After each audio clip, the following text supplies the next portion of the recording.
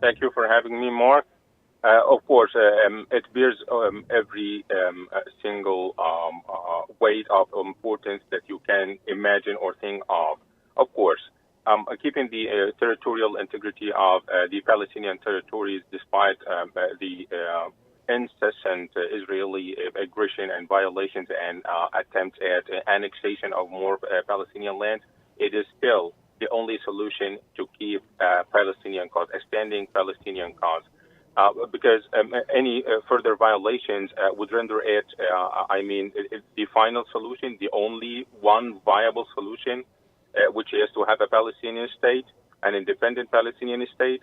If we fail to observe this only possible viable solution, the whole region will always be washed out into unrelenting waves of violence erupting every now and then. This would be detrimental to everyone, no matter how either party thinks that he is strong enough to defend himself or even to repel that wave of violence.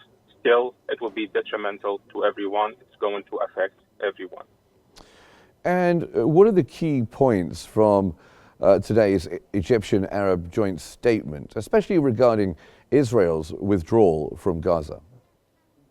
Well, this is a very important issue because if we're going to see all phases of the ceasefire agreement through, if we're going to see them through, then everything should be in place, including the full Israeli withdrawal from the Gaza Strip. No military presence, Israeli military presence should ever remain in Gaza. No buffer zones should ever be taken away from the existing borders of the Gaza Strip. Otherwise, there will always be a room for on and off clashes, which again will set the two parties of the ceasefire agreement on a collision course endlessly. So this is, I believe, the most important issue is to see through the whole ceasefire agreement, including, most notably, of course, and most importantly, the full Israeli withdrawal. And of course, comes or follows from this is the full exchange of detainees and prisoners according to the ceasefire agreement. And how important is Egypt when it comes to humanitarian efforts? Of course, the situation at the Rafah border, I'm thinking of in particular. Yeah, sure. The Egyptian role for the Palestinian-Israeli conflict actually is irreplaceable, and it cannot be underestimated. You know, for the only functioning border crossing now with Gaza is the Gaza-Egypt Rafah crossing. There are 6 other crossings between Gaza and Israel, but Israel, as usual,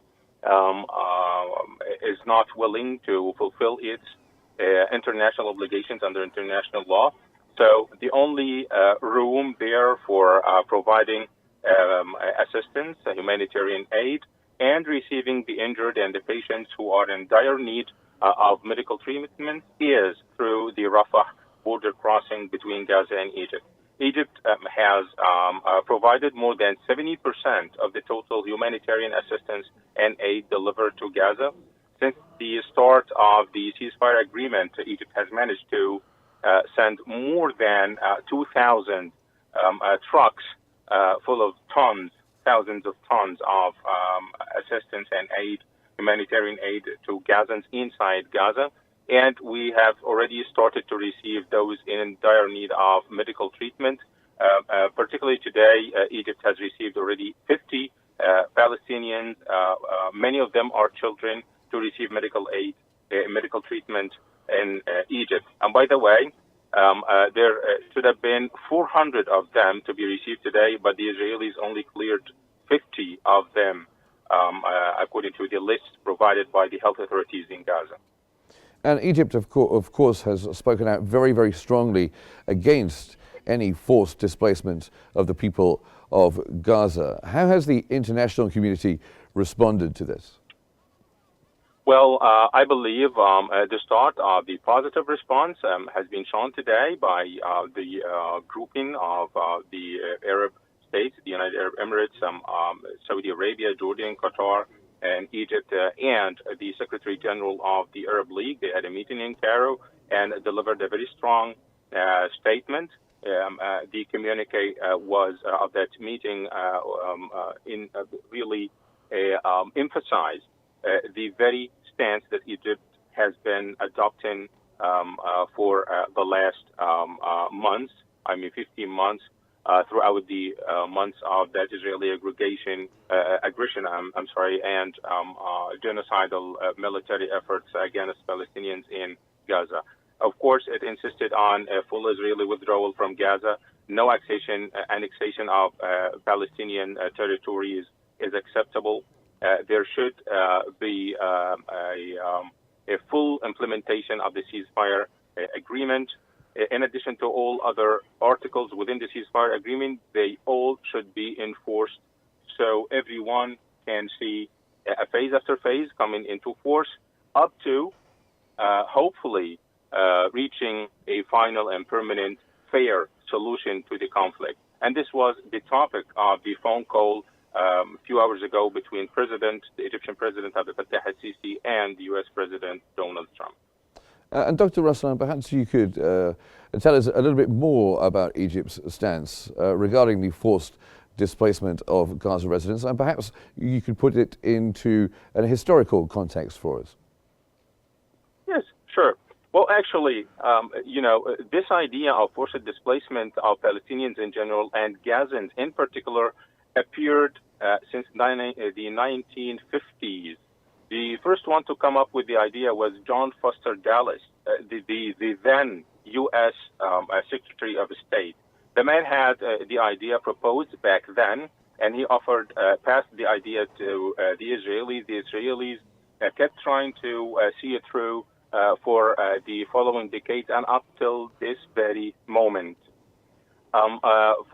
There have been so many attempts by the Israelis, and particularly the strongest among them used to be during or after the Six-Day War between Egypt and Israel in 1967. Sinai remained under Israeli occupation for like 6 years. They have tried their best to do that, but they were received by strong resistance by Palestinians and by Egyptian nationals inhabiting Sinai. So this is not new to the U.S. Political thought. This is not new to the Israeli ambitious expansionist policies. But again, Egypt has always resisted this. It will forever resist it. Egyptian lands are for Egyptians. Now, of course, Egypt has reaffirmed its commitment to the two-state solution. Donald Trump, on the other hand, has almost been sounding like what he is looking for is a one-state solution. And by that, I mean Israel and the Palestinians moving into Egypt and into Jordan. How important is it that the international community get behind Egypt and Jordan with that commitment to a two-state solution?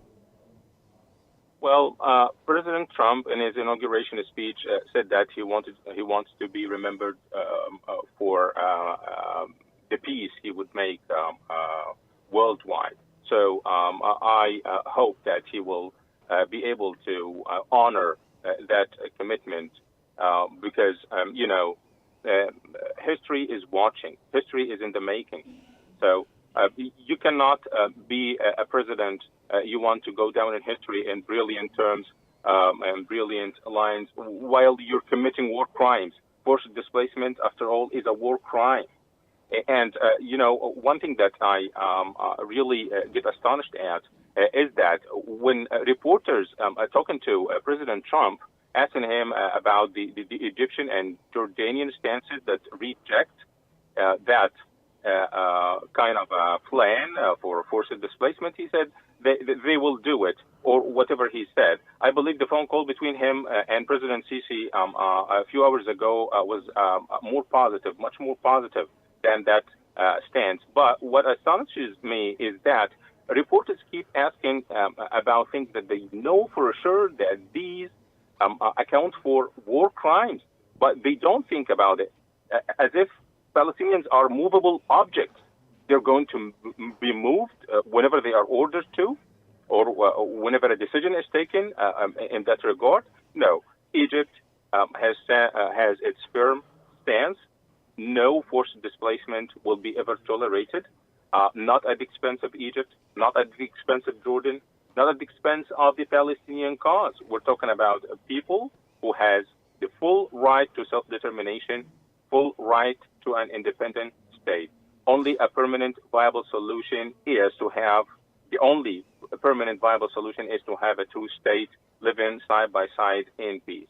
Any other solution at the expense of either side will only result in further waves of violence.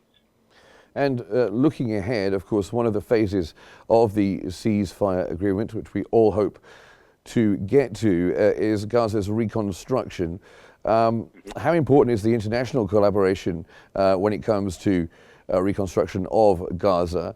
How much would you think that might cost, and what might Egypt's role be? Well, Egypt has already proceeded with whatever it can. I wouldn't say for reconstruction efforts, but at least to ease the tensions of everyday life for Palestinians in Gaza through sending humanitarian aid and providing certain, I would say, simple services, including healthcare and even paving certain roads or so, to ease their everyday movement in Gaza. But the international community has to assume its role. It would be indispensable for everyone to have a hand in this. No one single country can handle the magnitude of the efforts and the cost that would be involved in the reconstruction of Gaza. But before that, everyone should be assured that no other wave of violence or genocidal military campaigns would be waged, because that would be a waste of money. Because donors and international community players, actors in the international arena, keep asking this. Now, for the nth time, we're going to provide money and provide efforts for the reconstruction of Gaza. But to what end? Just to have this all blown away within the next wave of violence? So there should be a viable solution, a permanent solution, enough with those provisional terms that ensure nobody any security or peace of mind.